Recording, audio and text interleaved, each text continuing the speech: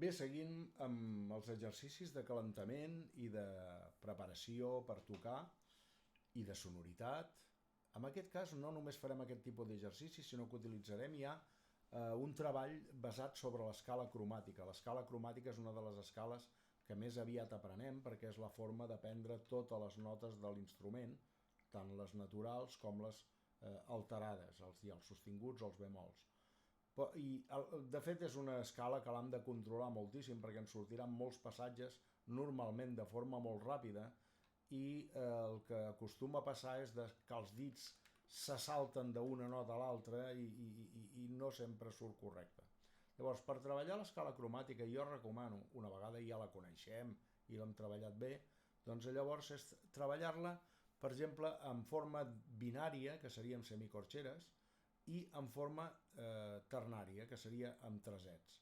És a dir, que els accents recaiguin sobre la primera, sobre la quarta, etc., o sobre la primera, sobre la cinquena, etc. És a dir, depèn de com ho fem. Jo faria, a partir de...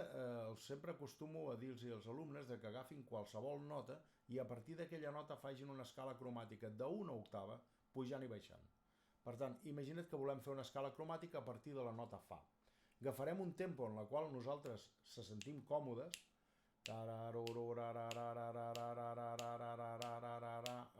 òbviament ara aquí no tinc el metrònom, però intentaré fer-ho estable amb una velocitat de metrònom controlada, és a dir, quan ens surti controlat sempre podrem pujar la velocitat. Vaig a fer-ho, per exemple, a tresets des de la nota Fa.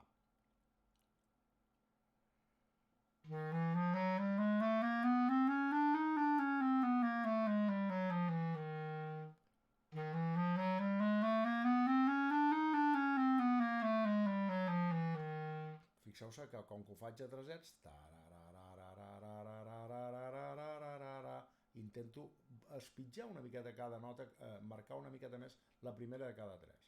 Podríem fer el mateix amb semicorxeres, però ara ho pensarem cada quatre. Anem a fer-ho?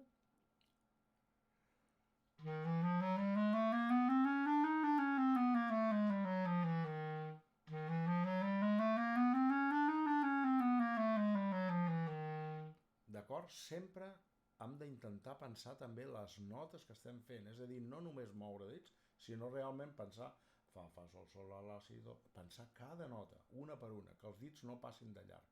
Això controlat sempre amb metrònom. I ho podem fer a partir de qualsevol nota. Per exemple, doncs ara ho començaré a partir de Do, tresets.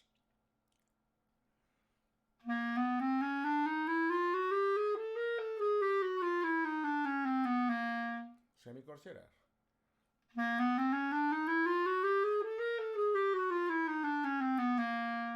Una vegada controlem això des de qualsevol nota, ja sigui natural o sigui cromàtica, el que podem fer és fer dos octaves. Per exemple, vaig a començar des de Si bemol i faré dos octaves a tresets.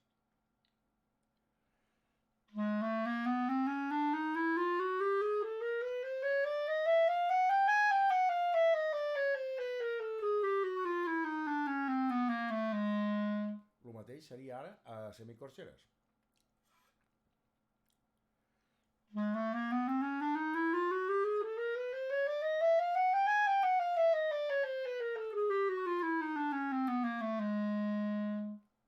D'acord? Aquest és un bon exercici per treballar l'escala cromàtica i no fer sempre només l'escala cromàtica pujant i baixant com acostumem a fer tots, sinó fer-la començant des de qualsevol nota i sapiguem que arribarem a certa nota. D'aquesta manera la tenim sempre molt més controlada.